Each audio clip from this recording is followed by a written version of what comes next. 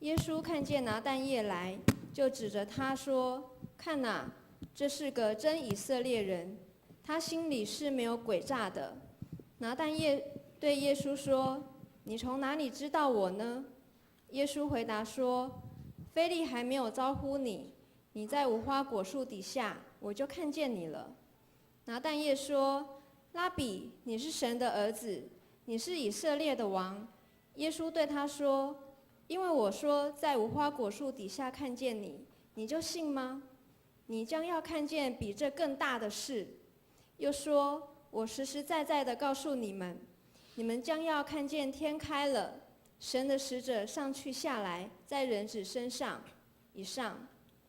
现在请本堂郑牧师来讲道，讲道的题目是人际高手4，肯定高手。人际高手4，肯定高手。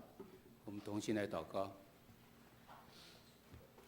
慈悲的阿爸父神，我们为了平安的经过一个礼拜，献上我们的感恩，也为了主日的清早，我们有福气能够来敬拜你，也献上我们的感恩。祈求主你赏赐我们都有谦卑、敬虔、顺服的心，要领受你的话语，也开我们的心眼，赏赐我们有属灵的智慧，让我们能够明白。我们这样祷告，奉告主耶稣基督的名求，阿们。大家平安。大家待会觉得奇怪，我们今天早上怎么前面有一个舞台哈？那是等一下我们报告的时候会讲到。而且看到有很多的器具，包括前面还有一个拉一个木的这个线在哈，这是已经在今年我们预备了半年左右，我们要做的一个戏剧宣教。那在来的礼拜六，这下一个来的这个礼拜六呢，就是我们要演。然后这边包括这些器材呢，都是从美国他们来帮助我们做这些事情。我们盼望要做很多的宣教，都是能够很有功效的。那这个。他们在美国叫做审判屋，那审判屋就是用戏剧的方式，将一个福音用9个场景呢，就把这个整个的福音讲一遍，包括到最后福音怎么福音能够成为你的拯救等等这些呢，用戏剧把它演出来。那后来我们没有办法有那么多的场合，所以我们就只能后来他们改进了这种方法，成为一个场景。然后在这边是有拉幕，然后就可以变这种场景的方式，还是可以将这个主要的这个戏剧能够演出来。有戏剧中间，你就去领受到主在圣经里面所告诉我们这些话语的重点在什么地方。那我们是第一次要尝试，是不是在可以用这样戏剧的方式来布道？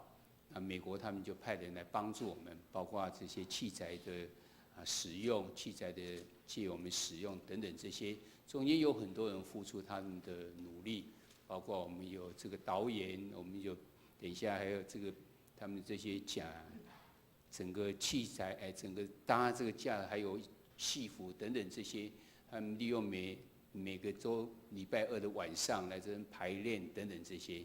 我们更盼望我们所有的人能够在来的这个礼拜6，能够拨时间到这地方，甚至你可以带你希望能够。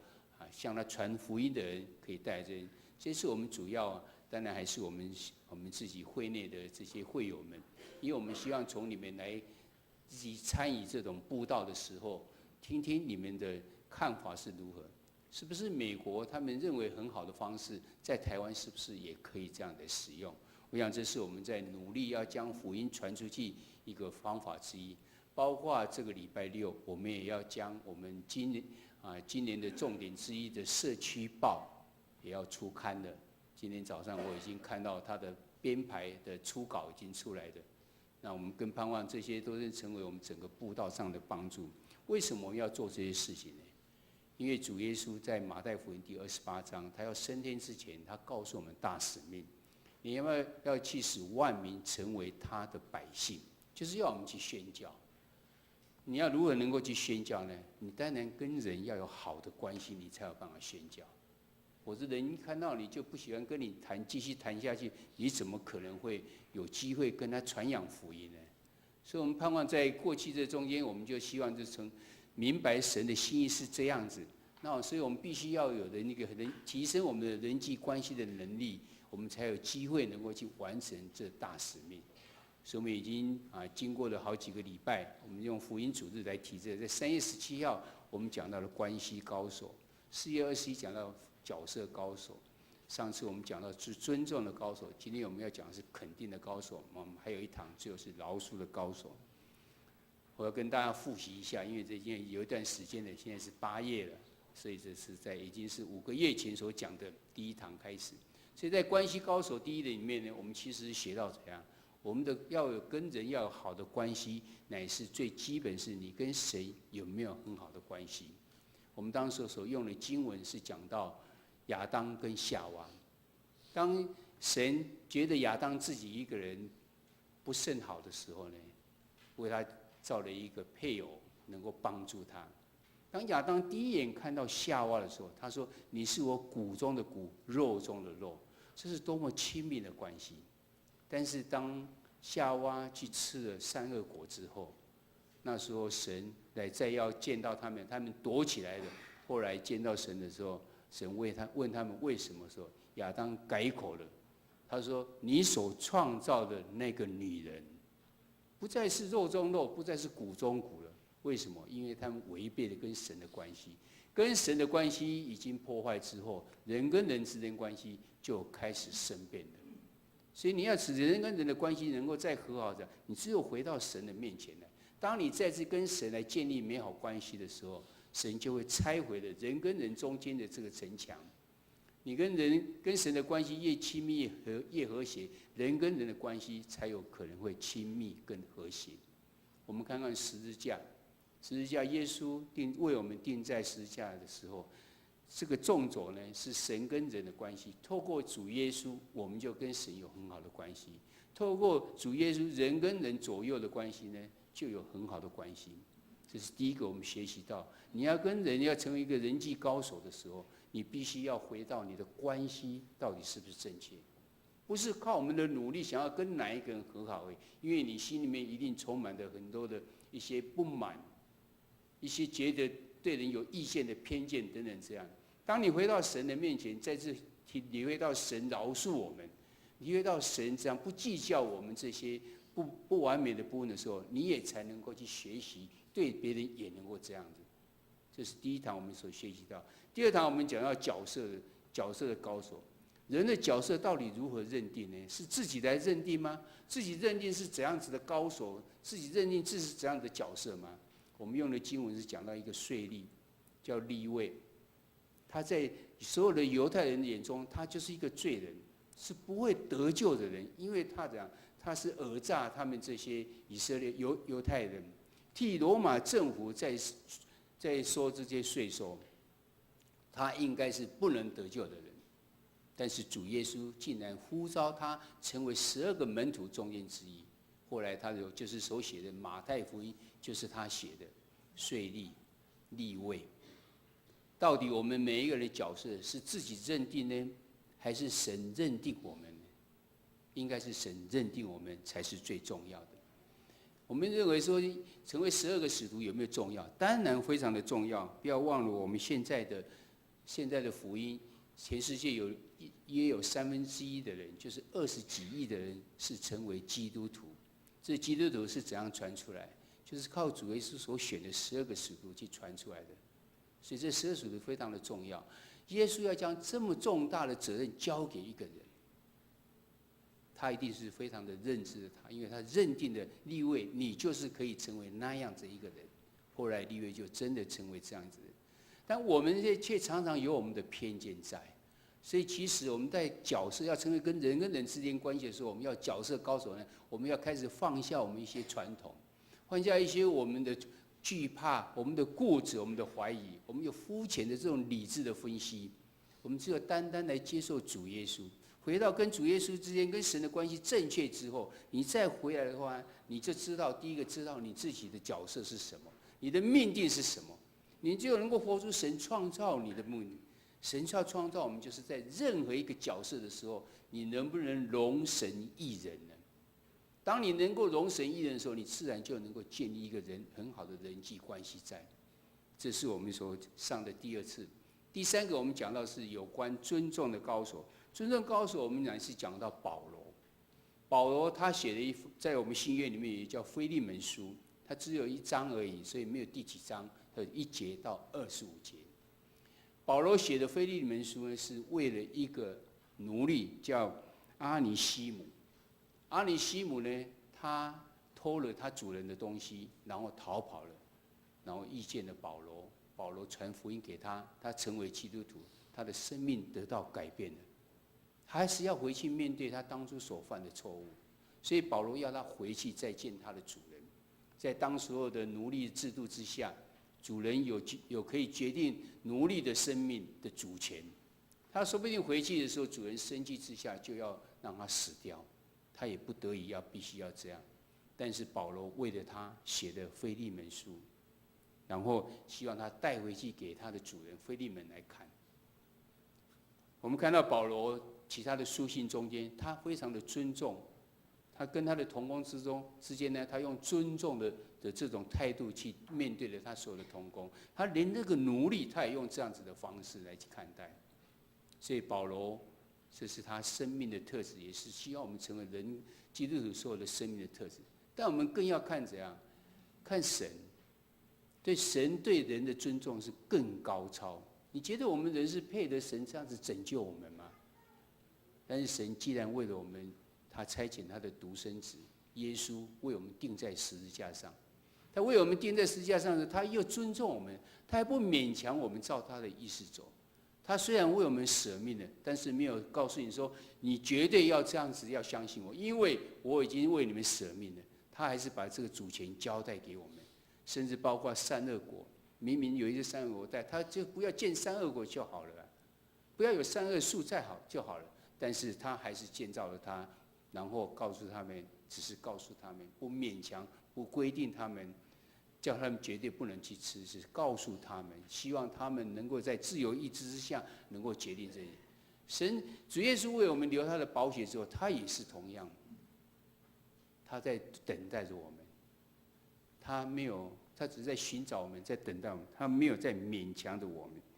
所以我们看到，在要成为一个尊敬的高手，我们其实就是要接受主耶稣为我们的救主，因为他赦免了我们的罪，赏赐我们的新的生命，尊重人的生命特质。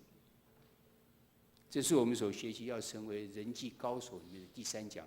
今天我们要学习的第4讲里面是今天所看到的这经文里面，我们要学习的重点是要成为一个肯定的高手。我们先来想想看，神对肯定这个他的立场是怎么样？其实神对肯定跟称赞或是接纳等等，这是差不多是同样的名词。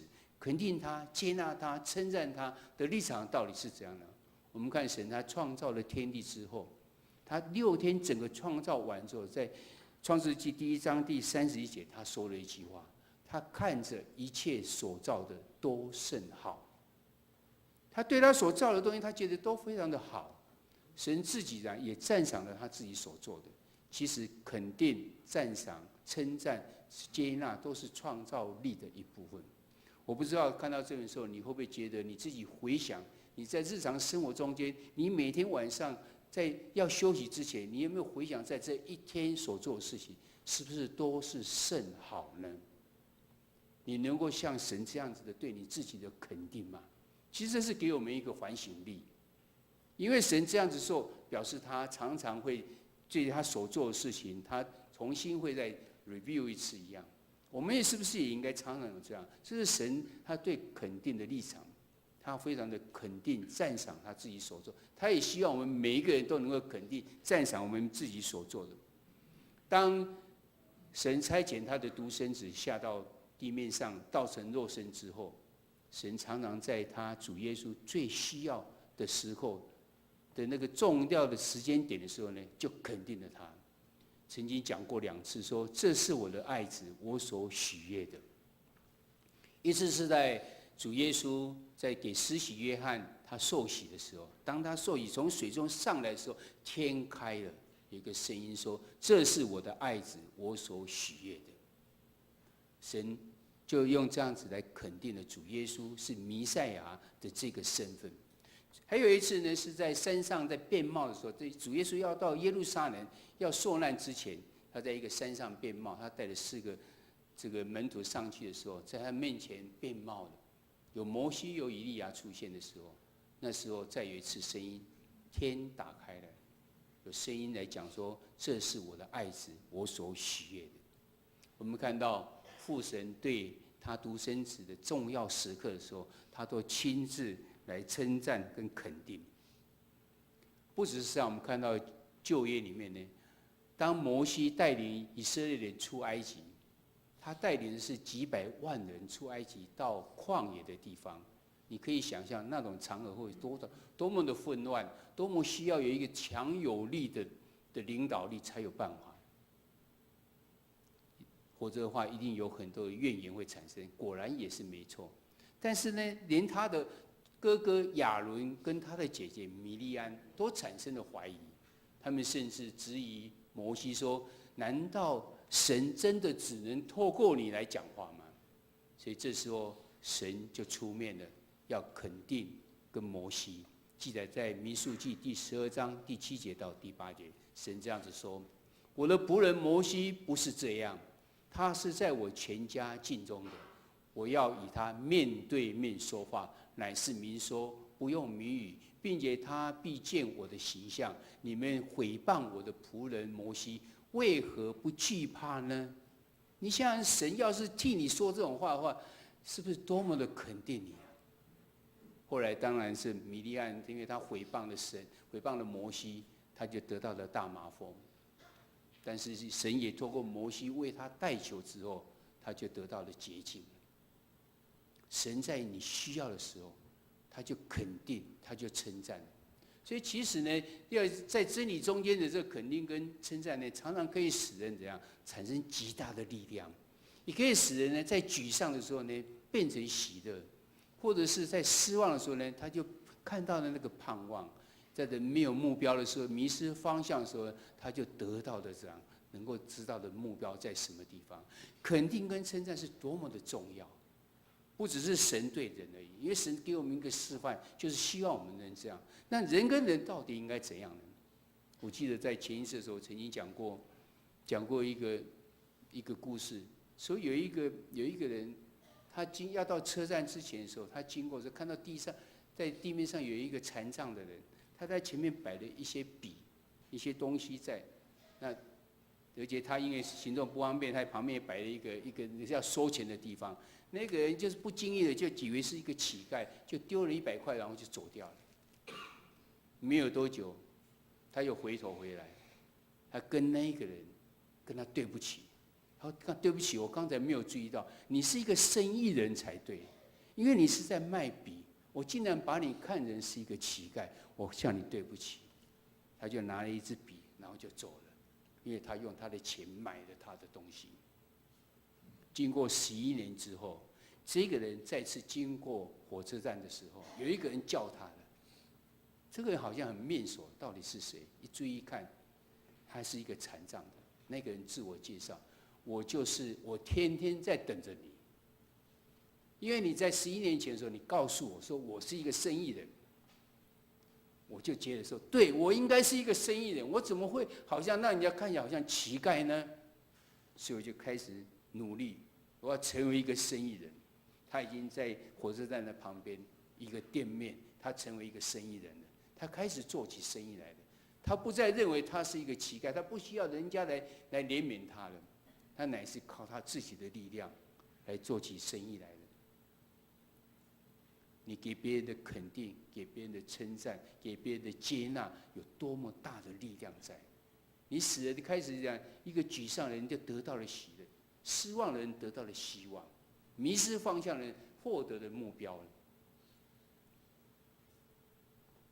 在德国的地方，在南非的地方，约翰尼斯堡有一个记载，说有一个10岁的小孩子，他叫做山姆，他得了血癌。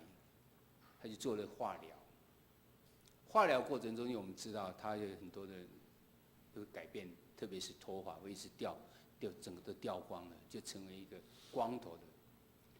那他一段时间已经离开学校，他非常的想望学校这个要再去学习，但是因为他头光光的，他不知如何是好。后来他决定说，还是毅然决然要再回到学校里面去学习。怀着坎坷的心要进到学校的时候，突然进到教室里面呢，那些喧哗的声突然都停下来了。他的同学每一个人都看着他，然后他看着他们的同学呢，奇怪，怎么每个人头上都戴了一顶帽子？然后从第一排开始把帽子拿起来，一排一排的拿起来，他以为是他们要跟他敬礼，结果一看不是，帽下每个人都是光头的。然后他们就抱起了一声的声音，欢迎着他们的同学回来。我单单只有看到我就觉得感动。我们对别人的肯定的称赞，能不能像他这个样子？愿意要接纳他的朋友，愿意要肯定他的同学，他们愿意牺牲他们自己，将他们的头整个都剃掉，要跟他一样，让他能够觉得他被接受的。神要我们接纳人，神要我们肯定别人，神要我们称赞别人，就是这样真心的去做这件事情，而不是一个表面上去做的。肯定、接纳、称赞，一定是一些亲密关系的必要的东西，可以创造一个紧密的人际的关系。我们来看，这是神的心意。我们来看耶稣呢，他也是常常这样。我们看到他很多的记载都告诉我们，当耶稣他看到有一次，他看到在教会在会堂里面在奉献的时候，他看到一些财主奉献的时候，都奉献很多，而只有一个寡妇只奉献了2钱而已。为什么知道他们财主奉献很多呢？因为在古时候呢，曾经传讲说，当你奉献的声音越大声的时候，你越容易能够上天堂。这当然是错误的思想，但以前就是这样。所以财主们带来大量的铜板，就丢下去，叮叮锵锵，叮叮锵锵，就觉得他要升天的一样，他可以到天堂。但这个寡妇竟然是一个没有声音的2个小钱。耶稣告诉他们门徒说：“怎样？我实在告诉你们，这穷寡妇所投的比众人还多，因为众人都是自己有余，拿出来投在金箱里面，但这寡妇是自己不足，把她一切养生的都投上了。”耶稣在一个需要肯定跟称赞的时候，不吝啬的来称赞他。耶稣也在对一个百夫长，外邦人的百夫长，他因为有一个他非常觉得宝贵的仆人，他生病了，他就差遣了犹太人的长老去请耶稣来，因为他听到耶稣可以医病，请耶稣能够来治疗他、医好他的这些仆人。这些长老们也向耶稣讲说，这个百夫长是好人啊，因为他替我们盖的会堂。耶稣就陪着他们要去，但走到一半的时候呢，又有人来讲，因为这个百夫长又差遣几个人来告诉耶稣说，耶稣，请你不用来，因为我们承担不起。那我自己百夫长也承担不起，不配来到你的面前。你只要讲一句话就好了，我的仆人就会好起来了。因为就像我是官一样，我叫这个兵做什么，叫这个兵来，叫这个兵去，叫他做什么，他就会做了。所以你只要讲一句话就好了。哇！主耶稣告诉他的门徒说：“怎样？我告诉你们，这么大的信心，就是在以色列中我也没有见过。”主耶稣常常用这样子来肯定、来称赞、来接纳着。还有耶稣到伯大尼的时候，到他所爱的这个家庭里面去，马大、玛利亚的家里面去。马大呢，他为了要准备东西请耶稣，就非常的忙。但是玛利亚坐在耶稣的前面，在听耶稣讲话。马大就开始事多就心烦了，就来抱怨，向耶稣讲说：“你为何不叫我的妹妹来帮助我呢？”耶稣趁这个机会就告诉他比较正确的是什么。耶稣说：“不可少的只有一件，玛利亚已经选得那上好的福分，是不能夺去的。”耶稣做了机会教育，将正确的观念告诉了人，也一方面给予玛利亚给他肯定跟称赞。耶稣要受难前的6天，的时候，有一位妇女，后来别的经文讲到，这就是玛利亚，将一个极贵的真拿达香膏，以当时候的记载，这一个香膏就值工人一年的这种薪水这么多，他用在耶稣的身上，门徒们开始批评起来了，为什么不将这个贵的这个香膏卖掉，来帮助穷人呢？耶稣称赞这位妇人说：“她在我身上做的是一件美事。普天之下，无论在什么地方，你传这福音的时候，都要收集这妇人所行的，作为纪念。”耶稣再次的肯定他们，也告诉了这些门徒说：“你们常常有穷人跟你在一起，但是也不常有我跟你们在一起。”耶稣用肯定、称赞来开导的一些正确的这些观念在。我们看今天的经文呢，记载在约翰福音1章，显然是刚开始而已。也就是耶稣刚要出来的时候呢，他也再次的让我们看见他用称赞、肯定的这种典范出来。我们看到的是几位有这些安德烈、有彼得，还有这些人物的出现，还有一个是腓利。约翰跟安德烈呢，他们看到了耶稣，看他所讲的，看他所行的，认定他就是那位弥赛亚。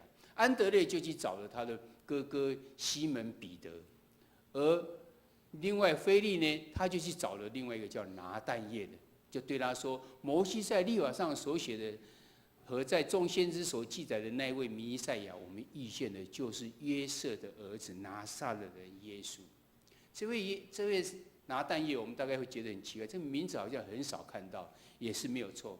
在整本圣经中间，拿但业这名字只有在约翰福音看到，在这个地方记载，还有在20章第3节的地方讲到。约翰福音第20章的时候，那是讲已经耶稣复活之后，彼得跟几个人中间提到有这些拿但业，他们去抓鱼抓不到，耶稣出现，告诉他们：“你就在船的右边，你把它拖下去吧。”那时候有写到拿但业这个人，拿但业到底是不是耶稣的12个门徒呢？学者们呢考察的结果，他们认为拿但业应该是12个使徒之一，但是为何在马太福音第10章讲到耶稣的12个门徒，竟然没有提到这个名字呢？但是那边有提到说有一个巴多罗买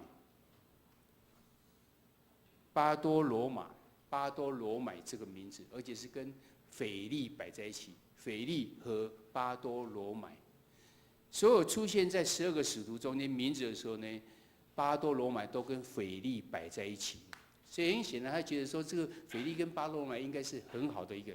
那同时在其他地方就没有看到记载，这个人可能就是耶稣12个使徒之一。不管他是怎样，我们看到中间的对话，有人去告诉拿但业说：“我们遇见了弥赛亚，你一起来看吧。”他的回答是怎样？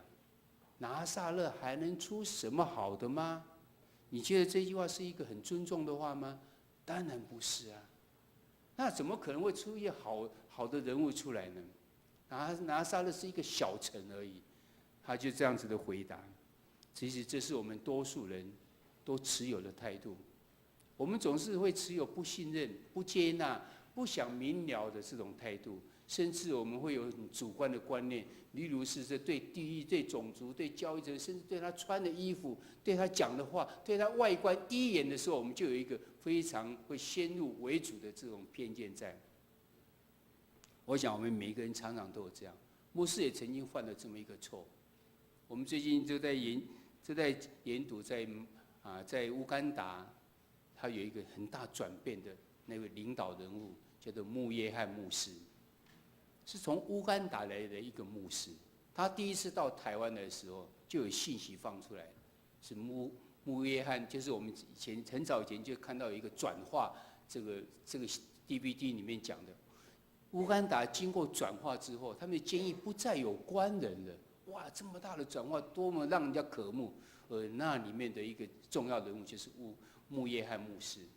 他第一次到台湾的时候，我们有接到这个信息，邀请我们一起去听他讲。我心里面就想说，乌干达能够出什么好人物啊？真的非常的抱歉，牧师就是犯下这样子的错误。但是牧师去听了，第一场听他讲完之后，我完全改观了。这个人要不是真正的经过神的圣灵的感化，然后跟他同工，在乌干达做了真正的转化之后，他不可能讲出这么深入的这个真理出来。他对圣经的了解，对圣灵的领受，然后对神在他身上所做的事情，在整个乌干达所做的事情，你要不是亲身的经历，你不可能讲出这样的话出来。所以当场我就深深的抱歉，我就向主献上我的求主赦免我们，因为我犯了同样的错误。拿但业听到腓力跟他讲：“你来看这位弥赛亚。”他说：“拿撒勒还能出什么好的呢？”我们人常常会犯下这样的错误。我们盼望呢，牧师在这边忏悔，也盼望我们同样有这种情形的时候，我们也能够自己反省，看看到底是不是有这样。但是耶稣呢，对他的回应是怎样？还是肯定他，跟他讲怎样？看呐，这是真以色列人，他心里是没有诡诈的。有些人对这真以色列人产生的误解，说这好像这个是神所创造的那一个真正大家要去学习的那真以色列人一样。他意思其实是台语的翻译是更正确，台语的翻译是说，你看真正是以色列人，也就是说他是真的是一个以色列人，是这个意思。是这以色列人，这以色列应该是应该心里没有诡诈的，希望他们口跟心里面所讲的都要一致的。所以耶稣用这样子的肯定他。拿但业马上回答说：“你从哪里知道我呢？”耶稣回答说：“腓力还没有招你的时候，你在无花果树下，我就已经看见你了。”我们知道主耶稣他是神也是人，所以他当然有这样细微的洞察力。他能够去深入，能够知道，他也知道要怎样去肯定人，而且怎样去用很真诚的去称赞人。这样的时候呢，可以达到有创造力，还有一个 empower， 这个就是赋予能力。当你受到肯定之后，你就得到了力量出来了。我们看到怎么样得到力量呢？你看到拿但业马上回答说：“这样，拉比，你是神的儿子，你是以色列的王。”不要忘记，拿但业他是一个心里没有诡诈的人，也就是他口里所讲的跟心里所想的是一样。他受到了激励起来，受到圣灵的帮助他来承认主耶稣就是神的儿子，是以色列的王。不要忘记，这是在约翰福音第1章。彼得也是在最后的时候，人说我是什么时候，他才讲说你是神的儿子，你是弥赛亚。但是拿但业在这里，因为耶稣的肯定他，说你真是一个心里没有诡诈的以色列人，他被激发出来了，他就讲了这句话。耶稣在给他更大的应许，告诉他说：“你将要看见比这更大的事。”因为后来他们追随主耶稣，就看到行了很多个神迹。最后呢，他们也传的福音，就开始看到福音怎样远传出去的。他又说：“我实实在在的告诉你们，你们将要看见天开了，神的使者上去下来，在人子身上。”这一句话我们可以想象，有在旧约的时候，雅各呢，他曾经做梦的时候，看到说有天使在梯子上上上下下的意思。这边更进一步，不再有梯子了，而是在人子身上。原来主耶稣已经成为神跟人之间的桥梁了。可以看到神的使者呢，神的旨意就借着主耶稣在地面上来实现出来了。我们看到，因为人正面的回应，耶稣就宣告了他的使命跟救恩。这边所要讲的是这样，是两个互相之间的肯定跟称赞。神常常肯定跟称赞了别人，而且他也对自己有肯定跟称赞。耶稣也照样的这样子。当他肯定了一个人的时候，人有一个正面的回应，这将我所领受到讲，拉比，你是神的儿子，你是以色列王的时候，主耶稣就将他的使命救恩，趁这个机会就能够回应出来。当我们常常有这样子肯定的时候呢，你就看到带来的是一个美好的这个结果在。我们要成为人际高手里面呢，你必须要学习这个肯定，因为肯定跟称赞的态度跟话语呢，的确可以带来创造力跟这个赋能的强大能力。而如何能够达到呢？你如果要肯定别人呢，其实这是可以学习的。最基本的方法，你可以常常讲这2句话：你真好，感谢你。当然不是只有讲的，一定有什么原因的。所以你要学习的乃是说怎样？你真好，因为怎么样？感谢你，因为怎样？但不要忘了，这是真诚地对人讲，也就是你讲的是真的，不是假的，不是一些表里不一的，直接好像在拍人的马屁一样。不，这样反而是一个非常错误的。神一次一个告诉我们，你要成为一个信实的人，你要成为一个诚实的人。所以这边告诉我们，你要真心的去讲，对人讲说你真好，因为什么东西，就是要讲真正的事情能够讲出来。我们盼望每个人常常可以学习，当你要肯定一个人的时候，就讲出来，你真好，因为怎么样怎么样怎么样，是要真诚的，不是只有单独的你真好，或是感谢你而已。能够把这个词性能够用出来，更能够我们回到神的面前来看。主耶稣他怎样子的拯救了我们？我们曾经来对神这样子献上我们的感恩吗？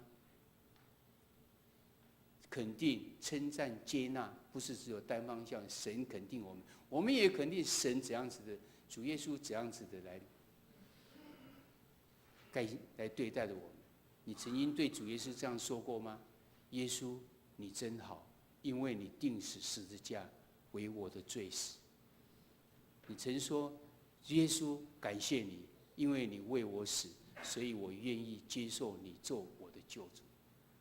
你跟人之间要有一个很好的人际关系的，你才有办法能跟他传福音。我们刚刚讲过有很多种方法，包括你要回到神的面前来建立一个正确的关系。你开始对你的角色，是神认定你什么角色，你就认定这样的角色，再活出你的命定。你又尊重了别人，再加上你又肯定别人的话，我相信我们的人际关系呢，就能够得到美好，你就有机会来跟他传扬福音。但你跟神之间的关系可以用这样子来练习。你真好，感谢你。我们跟人之间，我们常常也能够利用这种肯定跟称赞的这种生命能力，让我们能够建立而且得着最好的人际关系。当你有很好的人际关系的时候，你就可以将你的生命力，将你成为一个新造的人，能够呈现在别人面前，你就有机会跟他们传扬福音。这礼拜我们有小组，有几个题目在这边，盼望我们能够一起来学习。透过分享，我们就成为帮助。你也知道你要怎样去称赞别人，因为你盼望别人怎样来肯定你。我们同心来祷告。慈悲的阿爸父神，我们为了今天的领受献上感恩。我们知道你给我们的任务乃是要使万民成为你的门徒。当我们跟人之间的关系有一个成为人际高手之后，我们才有机会能够去传扬，将这个好福音能够传扬出去。所以你告诉我们，要跟你的关系要正确，跟人的关系也就能够好。我们要知道我们的角色是什么，我们要尊重别人。今天我们在学习到，我们要怎样去肯定、接纳别人，而且称赞别人。因为主耶稣，你就是这样子的肯定、接纳的我们。求主你帮助我们，让我们在人际关系上面能够得到更大的进步，能够成为在传扬福音上面的帮助。求主帮助，求主祝福。献上我们的感恩祈求。这时候我们要同心用主教导的主导文一起来祷告说。